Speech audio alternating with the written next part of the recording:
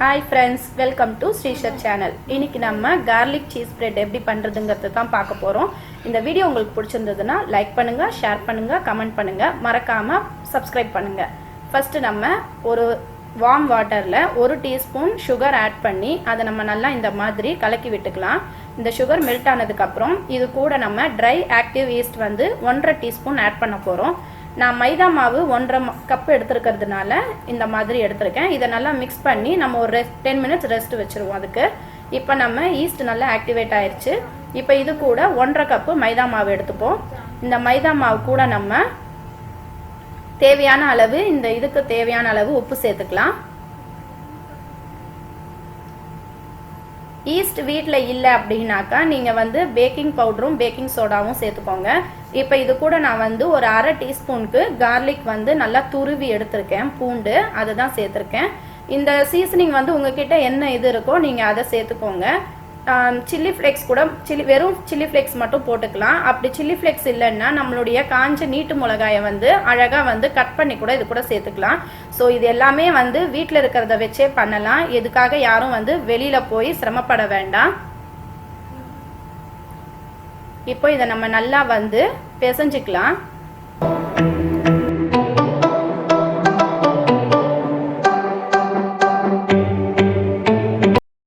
நல்லா பிசைஞ்சு வச்சாச்சு. இப்போ இது கூட நம்ம கொஞ்சோண்டு எண்ணெய் சேர்த்துக்கலாம். எண்ணெய் சேர்த்து திரும்பவும் நம்ம இத வந்து நல்லா அழகா பிசைஞ்சு ஒரு 1 ல இருந்து 2 மணி நேரம் வரைக்கும் இத நம்ம ஓரமா மூடி வெச்சிரலாம். இது பாத்தீங்கன்னா சைஸ் வந்து நல்லா டபுள் ஆகி வரணும். அந்த அளவுக்கு வந்து இது நல்லா ஊற வெச்சிரணும்.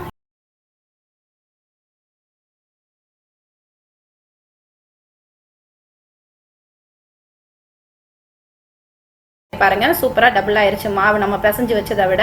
இப்போ இது நடுவுல ஒரு பஞ்ச் பண்ணிரலாம். பஞ்ச் பண்ணிட்டு ஓகேவா ஆயிருச்சு. இப்போ நம்ம இத திரும்ப லைட்டா பிசைஞ்சிட்டு இந்த மாவை நம்ம ரெண்டா பிரிச்சு வச்சிருவோம்.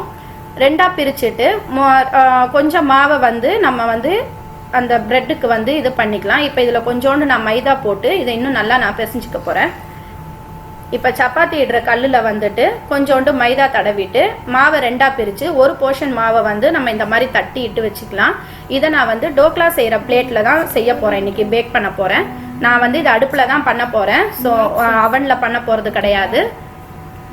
இந்த மாதிரி பண்ணிட்டு இப்போ இதுக்குள்ள நம்ம தடவறதுக்கு பட்டர் வந்து நம்ம ரெடி பண்ணுவோம். இந்த பட்டர் கூட வந்து பாத்தீங்கன்னா கொஞ்சோண்டு கொத்தமல்லி இலை, கொஞ்சோண்டு chilli flakes, நம்ம கிட்ட என்னென்ன இது இருக்கோ என்னென்ன சீசனிங் இருக்கோ நம்ம அதை ஆட் பண்ணிக்கலாம்.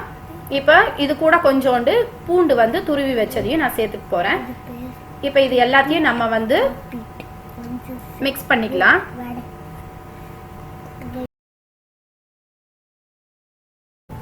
இப்போ இதை நல்லா நம்ம ஒரு பிரஷ் வச்சு மிக்ஸ் பண்ணிட்டு நம்ம ரெடி பண்ணி வச்ச இட்டு வச்சிருக்கிற அந்த மாவுல வந்துட்டு தடவிரலாம். சென்டர்ல மட்டும் அப்ளை பண்ணுங்க. சைடுல எல்லாம் பண்ண வேண்டாம். சைடுல பண்ணிட்டோம்னா நம்மளால மாவை வந்து க்ளோஸ் பண்ணி வைக்க முடியாது.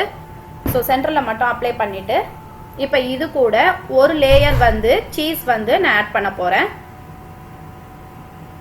ஒரு லேயருக்கு கொஞ்சம் சீஸும், அடுத்த லேயர் வந்து பாத்தீங்கன்னா உங்ககிட்ட கேப்சிகம் ஆனியன் எது இருக்கோ நீங்க அதை வந்து நல்லா மெல்லிசா கட் பண்ணி வச்சுக்கோங்க. நான் வந்து கார்ன் இருந்தது, ஸோ அதனால அதை நான் வேக வச்சு நான் அது கூட சேர்த்திருக்கேன். ஒரு லேயர் சீஸ், ஒரு லேயர் கார்ன், இன்னொரு லேயர் சீஸ், அந்த மாதிரி நான் வந்து போட்டிருக்கேன். இப்போ இந்த லாக்டவுன் டைம்ல வந்து குழந்தைங்களுக்கு ஈவினிங் டைம்ல ஏதாவது கண்டிப்பா தேவைப்படும்.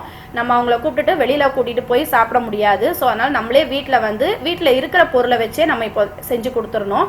வெளியில போய் இதுக்காக யாரும் பொருள் வாங்க போகாதீங்க. எல்லாரும் சேஃபா இருக்கீங்க அப்படின்னு சொல்லிட்டு நம்புறோம். ஸோ அப்படியே மெயின்டைன் பண்ணுவோம் நம்ம அதை.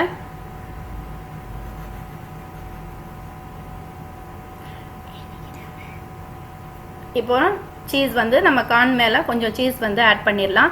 இப்போ நம்ம வந்து சுத்தி இருக்கிற கார்னர் எல்லாத்துலயும் வந்து லைட்டா தண்ணி வந்து தொட்டு வைக்க போறோம். தண்ணி எதுக்குன்னா இந்த நம்ம வந்து இதை ரெண்டா மடிச்சு வைக்கிறதுனால இது நல்லா வந்து ஒட்டிக்கணும். அதுக்காக தான். இல்லைன்னா சீஸ் எல்லாம் வெளியில வந்துடும் பேக் ஆகும்போது.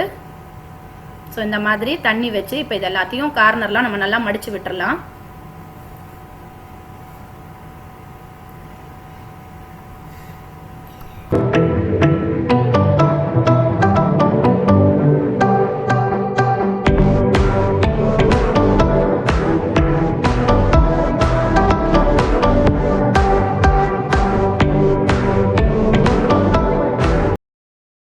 இப்போ க்ளோஸ் பண்ணி வச்சது மேலே நம்ம வந்து நம்ம என்னென்னலாம் வந்துட்டு டெக்கரேட் பண்ணணுமோ அதெல்லாம் டெக்கரேட் பண்ணிக்கலாம். நான் கொஞ்சம் பட்டர் வந்து ஸ்ப்ரெட் பண்ணி விட்டுருக்கேன். அதுக்கு மேலே வந்து சில்லி ஃப்ளேக்ஸ்லாம் போட்டிருக்கேன். இப்போ இதில் நான் லைட்டாக நைஃப் வச்சு ஒரு மார்க் மட்டும் தான் பண்ணியிருக்கேன். கட் பண்ண வேண்டாம். ஸோ லைட்டாக மார்க் பண்ணால் போதும். இதை நம்ம அப்படியே வந்து நான் வந்து வானிலையில் வந்துட்டு உப்பு போட்டு ஒரு 10 நிமிஷம் ப்ரீ ஹீட் பண்ணி வச்சுருக்கேன். அதில் வந்து நம்ம இந்த ரெடி பண்ண இந்த கார்லிக் பிரெட் இதை கொண்டு போய் அந்த பிளேட் அதுக்குள்ளே வச்சிடலாம். அது ஒரு 15 to 20 மினிட்ஸ் வந்து டைம் எடுக்கும் இது வந்து ரெடி ஆகிறதுக்கு. ஸோ 10 மினிட்ஸ் வந்து பார்த்தீங்கன்னா ஃபஸ்ட்டு 10 மினிட்ஸ் கழிச்சு நீங்கள் அதில் லைட்டாக வந்து மேலே திரும்ப நம்ம மிக்ஸ் பண்ணி வச்சுருக்கிற அந்த ப்ரெட்டை பட்டர் இது வந்து லைட்டாக ப்ரெட்டு மேலே ஸ்ப்ரெட் பண்ணி விடுங்க. அப்போ தான் கலர் வந்து நல்லா ப்ரௌன் கலரில் வரும். ஸோ 20 மினிட்ஸ் ஆயிடுச்சு. சூப்பராக ரெடி ஆயிடுச்சு. கார்லிக் பிரெட் வந்து சூப்பராக ரெடி ஆயிருக்கு. இப்போ இதில் வந்து அவ்வளோதான், நல்லா ரெடி ஆயிடுச்சு. இது கூட வந்து பார்த்தீங்கன்னா சாஸ் தொட்டு சாப்பிட்டா சூப்பராக இருக்கும். நீங்கள் இன்னும் உங்களுக்கு மேலே டாப்பிங்ஸ் வேணும்னு நினச்சிங்கன்னா கூட நீங்கள் வந்து ஆட் பண்ணிக்கலாம். இங்கே பாருங்கள், சூப்பராக சீஸியாக இருக்குது. நீங்களும் இந்த மாதிரி செஞ்சு பார்த்துட்டு எப்படி வந்திருக்குங்கிறத எங்களுக்கு கமெண்ட் பண்ணுங்கள். தேங்க்யூ.